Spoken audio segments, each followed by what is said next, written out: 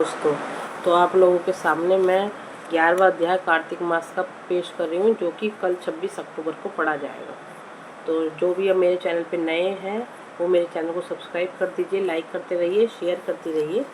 आपको बहुत ज़्यादा प्यार, जैसे आपने अब तक प्यार दिया है ऐसे ही देते रहिए। तो नारद जी ने कहा, एक समय जलंधर पत्नी सहित असुरों से सम्मानित हो सभा में बैठा था, तो परम कीर्तिवान श्री शुक्राचार्य जी वहां पहुँचे, जिनके तेज से सब दिशाएं प्रकाशित हो गई। गुरुजी को आता देख असुरों सहित सागर पुत्र ने उठकर बड़े आदर से उनको प्रणाम किया। तेजस्वी शुक्राचार्य जी ने सबको आशीर्वाद दिया।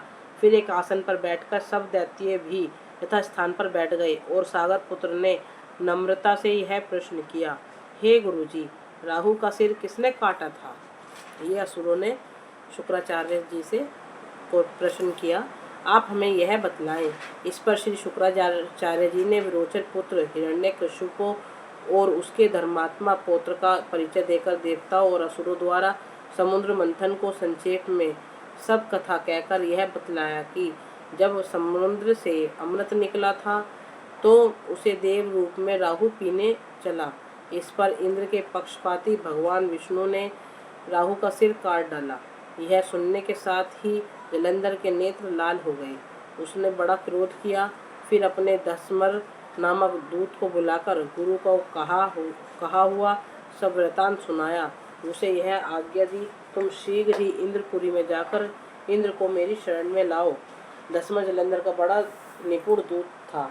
वह शीघ्र ही इंद्र की सुधर्मा नामक सभा में जा पहुंचा और जलंधर के शब्दों में कहा, हे देवताधम, तुमने समुद्र को क्यों मथा और मेरे पिता के सब रत्नों को क्यों ले लिया? ऐसा करके तुमने अच्छा नहीं किया। यदि तुम अपना भला चाहते हो तो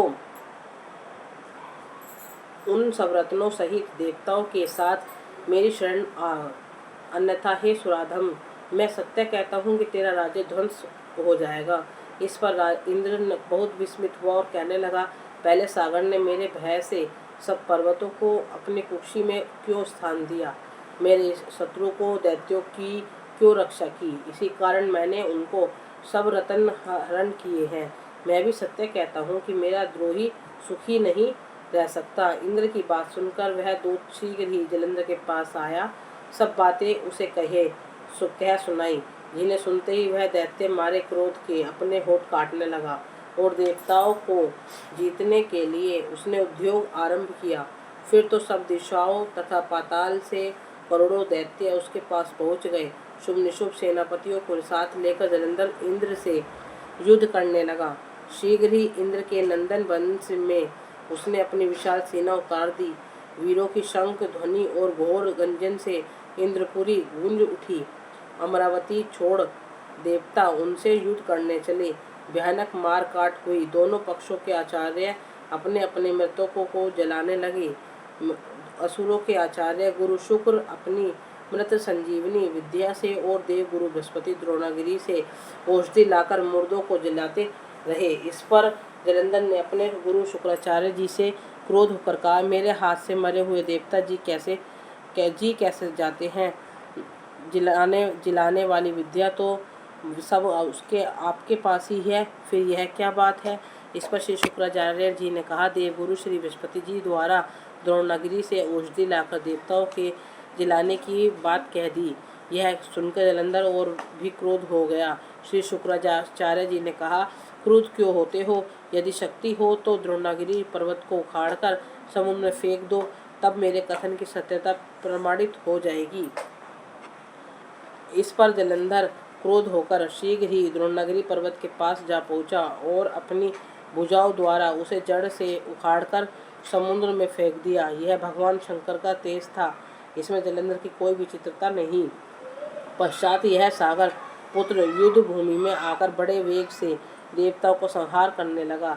जब बृहस्पति औषधि लेने के लिए द्रोणागिरी पर्वत पर पहुंचे तो द्रोणागिरी की जगह वहां पर उन्हें सूना मैदान मिला। तो वह भयभीत होकर देवताओं के पास आए और कहा कि युद्ध बंद कर दो। तुम लोग जब अब जलंधर को नहीं जीत सकोगे।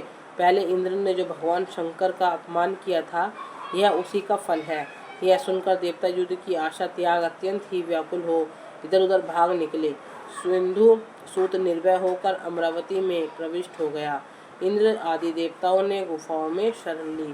बोलो श्री सत्यनारायण भगवान की जय। बोलो कार्तिक मास की थी है जय। तो देखिए ये था 11वां अध्याय। तो आप लोग इसे ज़्यादा से ज़्यादा शेयर कीजिएगा, क्योंकि ये कल 26 अक्टूबर दिन शनिवार को पढ़ा जाएगा। राधे राधे। श्रीमन नारायण, श्री राधे, श्री कुंज बिहारी, श्री हरदार बोल वासुदेव लला की जय।